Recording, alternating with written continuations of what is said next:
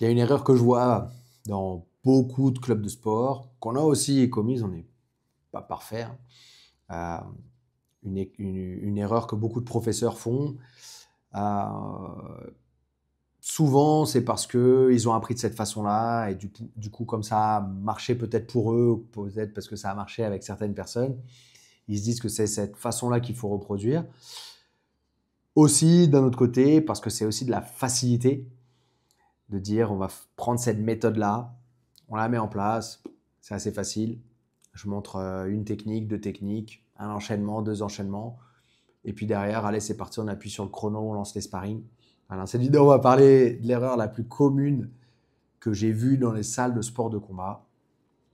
Et cette erreur, c'est de faire en sorte ou d'avoir des cours qu'en fait, moi, j'appelle les cours de bagarre. En fait, on n'enseigne pas les sports de combat, mais on a mis en place un système de bagarre au sein du club, un fight club.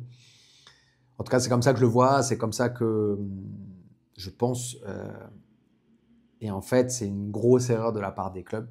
Pourquoi? Parce que en fait, on n'apprend pas le sport de combat, ou on va l'apprendre peut-être avec le temps et en y laissant des plumes, en y laissant, en se blessant. Donc, je dis souvent que dans les sports de préhension, on va se blesser essentiellement sur les articulations, épaules, genoux, peut-être coudes, hanches. Voilà, il y en a beaucoup. Enfin, j'ai déjà vu des gens qui se mettent des prothèses de hanches, qui se font mettre aussi des prothèses de genoux, qui ont perdu leurs ligaments. Moi, j'ai pas les épaules. Alors moi, ça date déjà d'avant, d'avoir commencé la pratique des sports de combat. La pratique des sports de combat, elle n'a pas forcément amélioré. Et aussi et surtout, je pense que c'est la préparation physique aussi que j'ai pas forcément fait, moi en tout cas, correctement pendant quelques temps, pendant laquelle bah voilà, j'étais beaucoup en butée d'articulation. Enfin bref, on pourra peut-être en parler dans une autre vidéo.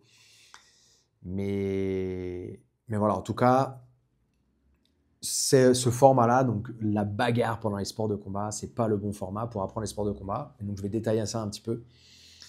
Combien de fois vous êtes allé dans un club où en fait il n'y a pas déjà de cours par niveau, ceinture blanche, enfin si on parle de sport de préhension, en général il y a des ceintures, ceinture blanche, ceinture jaune, orange, etc. Tout le monde est mélangé et c'est un peu le même programme pour tout le monde. Et puis à la fin, tout le monde tourne avec tout le monde. Et on pense que c'est comme ça qu'on apprend aussi. On pense que c'est en tournant avec des meilleurs que soi qu'on va apprendre. Alors, oui, on peut apprendre en tournant avec des meilleurs que soi. S'ils savent tourner avec quelqu'un qui est moins bon qu'eux, s'ils mettent leur ego de côté, si aussi celui qui est moins bon, bah, il met aussi un peu son ego de côté et qu'il est curieux en fait et qu'il va observer. Mais c'est pas la meilleure façon d'apprendre. La meilleure façon d'apprendre, c'est d'apprendre avec quelqu'un qui est de son niveau, voire en dessous de son niveau. Mais attends, Nico. Ouais, mais et donc celui qui est en dessous de ton niveau, s'il s'entraîne avec toi, comment il apprend? Vu que tu as dit, enfin, il y a plusieurs façons de faire, bien évidemment, pour pouvoir faire en sorte euh, que le niveau euh, soit nivelé vers le bas, si on peut dire ça. Exemple, l'utilisation des sparring spécifiques. Je vous donne un exemple. Moi, concrètement, je ne suis pas très fort sur les clés de bras, que ce soit en attaque et en défense.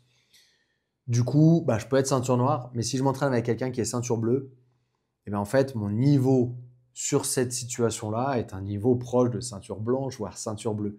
Donc ça veut dire que quand je vais me mettre avec cette personne-là qui est ceinture bleue, donc qui est normalement moins forte que moi, ben en fait, mon niveau sur cette situation-là va être à son niveau à cette personne. Et du coup, on va pouvoir se mettre en danger l'un et l'autre, se faire travailler l'un et l'autre, avec le bon état d'esprit, bien évidemment, sans vouloir arracher à tout prix le bras, mais en travaillant vraiment la technique. Eh bien, je vais pouvoir progresser de cette façon-là. Pareil en sparring, si moi, en tant que ceinture noire, j'arrive à mettre mon ego de côté et j'arrive à, pendant mes sparring, à utiliser, à plutôt travailler des situations que je ne maîtrise pas. Exemple, bah justement, je suis en sparring normal, je vais inviter un ceinture bleue, on s'entraîne ensemble, et moi, dans ma tête, je me dis, attends, je suis avec un ceinture. Alors, des fois, il y a des ceintures bleues qui sont énervées, d'accord? Mais imaginons que je suis avec un ceinture bleu il y a vraiment une grosse différence de niveau avec moi. Et bien, dans ma tête, je vais me dire, tiens, je vais en profiter pour travailler mes clés de bras. Et donc, je vais essayer d'aller chercher des clés de bras. Et donc, peut-être que du coup, le sparring va plutôt être équilibré parce que moi, je vais travailler ou je vais aller chercher quelque chose que je ne maîtrise pas face à quelqu'un qui a peut-être le même niveau du coup de maîtrise que moi par rapport à cette situation-là, ou en tout cas, ça va me mettre à son niveau pendant mes sparring. Donc, je pense que pour revenir au thème du début, c'est pas parce que dans la culture du sport ou dans votre culture ou dans la façon dont vous avez appris ou dont votre professeur vous enseignait ou même que vous avez fait ça toute votre vie, ça ne veut pas dire que c'est la meilleure façon de faire. Si ça se trouve, si on vous avait enseigné d'une autre façon, donc de la façon un peu que je suis en train de décrire, eh bien peut-être que vous aurez un niveau largement au-dessus, des connaissances techniques beaucoup plus au-dessus que ce que vous avez maintenant.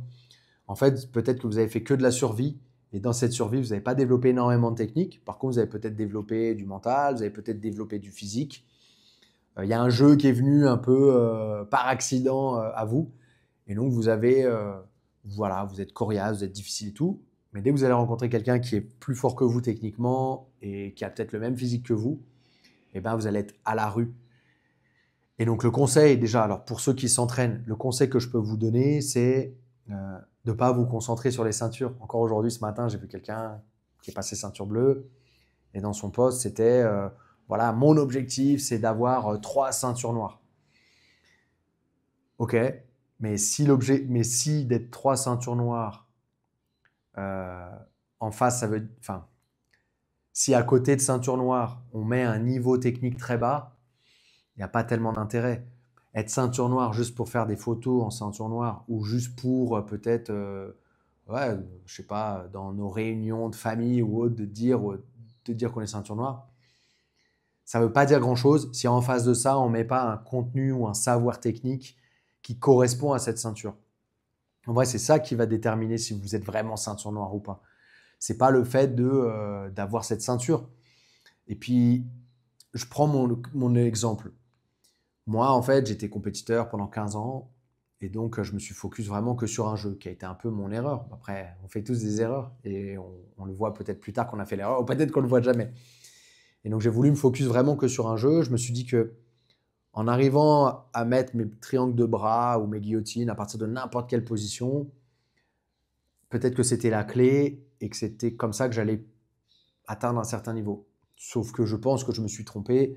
Je pense que c'est pas ça la clé. La clé, c'est de travailler toutes les situations de manière séparée. Et après, dans un sparring libre, de réussir à les connecter les unes entre les autres. Ok. Et en fait, c'était ça la clé. C'était pas de me focus que sur une chose.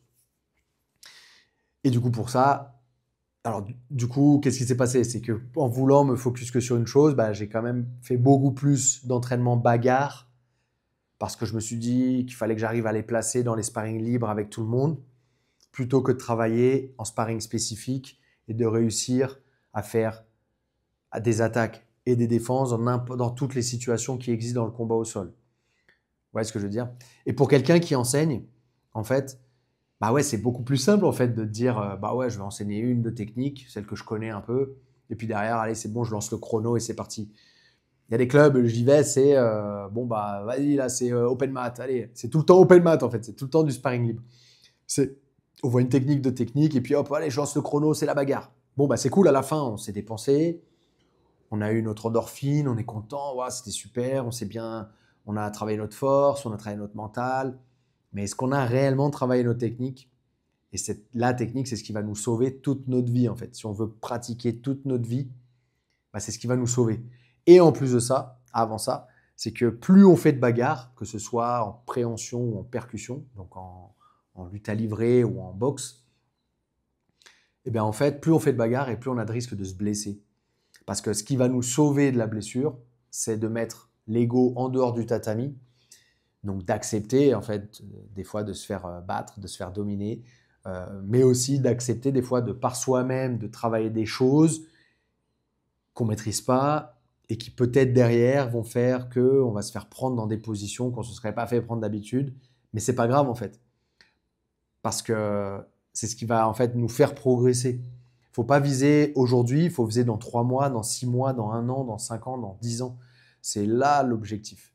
C'est pas aujourd'hui de gagner le sparring à tout prix, mais c'est de gagner en compétition ou d'être un peu plus technique en sparring à l'entraînement et d'arriver à gagner techniquement d'ici à 1 an, 2 ans, 5 ans, 10 ans. C'est ça l'objectif. Et donc la technique va vous sauver et va vous donc mettre l'ego de côté et de travailler la technique, c'est ça qui va vous sauver des blessures. Quelqu'un qui vous prend en clé de talon, si vous ne savez pas dans quel sens il faut tourner et que vous tournez dans le mauvais sens, vous vous faites blesser. De travailler des techniques, par exemple, je ne sais pas, la clé de bras, peut-être je fais du spécifique. Mon adversaire essaie de faire des clés de bras. Si lui à tout prix il pense qu'il est en compétition et que moi aussi, moi je ne vais pas accepter de me faire soumettre et lui il va à tout prix arracher le bras, je vais me blesser. C'est obligatoire. C'est un sport qui est vraiment dangereux. Et donc, si on ne met pas l'ego de côté, par exemple, je m'entraîne avec quelqu'un qui est moins fort que moi physiquement, je vais mettre toute ma force avec lui ou elle pour pouvoir lui montrer que c'est moi le plus fort, ça n'a pas vraiment d'intérêt, etc., etc. Donc, la grosse erreur que je vois de la part des profs, c'est de ne pas mettre cet état d'esprit-là et de ne pas faire en sorte que ce soit un entraînement où on apprend réellement les sports de combat. L'objectif, moi, avec NR Fight, ça a toujours été de transmettre, d'enseigner réellement les sports de combat. Alors oui, ça n'a pas toujours été parfait. Oui, on apprend notre métier aussi avec le temps. Oui, le sport, il évolue avec le temps. Oui, c'est pas facile aussi d'être un prof, d'être professeur, de se tenir vraiment au goût du jour ou à être d'actualité par rapport à tout ce qui se passe. Donc oui, c'est pas forcément parfait toujours, mais on essaie toujours. L'objectif, c'est d'essayer de donner le meilleur de soi aux élèves, aux adhérents, pour qu'on en mette un cadre sécuritaire, sécurisé sur le tatami, pour qu'il y ait le moins de blessures possible, parce que ça, c'est notre rôle. Si jamais vous laissez 2 personnes faire des sparring, des gens qui ne se connaissent pas, vous laissez faire un sparring au milieu. Imaginez, le plus facile à comprendre, c'est en boxe. Vous mettez 2 mecs qui ont un niveau pas trop loin. Vous les laissez dans une salle. Ils n'ont jamais fait de sparring. Ah, viens, on se fait un petit sparring. Qu'est-ce qui va se passer? S'ils ne sont pas intelligents, mais en général, il y a toujours l'ego qui rentre. Il y a toujours l'ego, le truc de vouloir prouver, de montrer. Qu'est-ce qui va se passer? Ça va se terminer, il va y avoir un chaos, il va y avoir des coups qui sont trop forts, qui sont portés à la tête. Et donc, au sol, ça va être pareil peut-être. C'est-à-dire que si on laisse 2 personnes pas intelligentes, pas bien éduquées, qui ne savent pas s'entraîner intelligemment, qui vont s'entraîner, qu'est-ce qui va se passer au bout d'un moment? Ça va se rentrer dedans en mode bagarre, ça va s'écraser, ça va se faire des guillotines. Et donc, il y a des risques de se blesser si les deux sont pas sensibilisés à ça. Donc, ce qui est important pour les clubs et pour les profs, c'est de sensibiliser à ça. Mettre l'ego de côté, sensibiliser à la technique, encadrer les sparring et qu'il y ait du sparring à thème à fond. Et je pense que c'est ça qui va dédramatiser pour nous le combat au sol, la soumission. Faire commencer dans la position et être là à encadrer, que l'intensité soit bonne, que l'envie soit pas trop forte, que l'envie soit vraiment placée sur l'exécution technique et pas sur arracher à tout prix. Si on commence en clé de talon directement, pas directement enclenché, mais je commence dans la position de la clé de cheville et qu'on doit aller chercher la clé de talon, je dois y aller chercher, essayer de la prendre, essayer d'y aller progressivement pour laisser le temps. Même si l'adversaire il arrive à défendre, c'est pas grave. On a vu comment il a défendu, on verra la prochaine fois comment contrer ça. Hop, il a réussi à défendre d'une certaine façon, ok, c'est pas grave. Maintenant, hop, j'y vais. Ah, il défend pas de la bonne façon, boum, je lâche, c'est pas grave. C'est ça qui est important. Et si vous n'avez pas de partenaire, si vous faites que blesser vos partenaires, forcément, après, c'est difficile. Vous n'aurez personne avec qui vous entraîner. Donc, pensez bien une chose. Vous n'êtes pas là pour prouver quoi que ce soit sur le tatami. Vous êtes là pour travailler votre technique, mettre un bon état d'esprit, que ce soit une ambiance sécuritaire, de coopération entre les adhérents. Ça reste du sport de combat, donc il faut mettre quand même de l'intensité, il faut mettre de l'envie, mais il faut que cette intensité et cette envie soient contrôlées. Vraiment. C'est difficile, mais à partir du moment où vous avez réussi à mettre ça dans votre groupe, normalement, après, il y a beaucoup moins de blessures et les élèves vont progresser beaucoup plus vite. Voilà. J'espère que vous avez apprécié. Merci à tous. On se voit dans la prochaine vidéo. Au ça.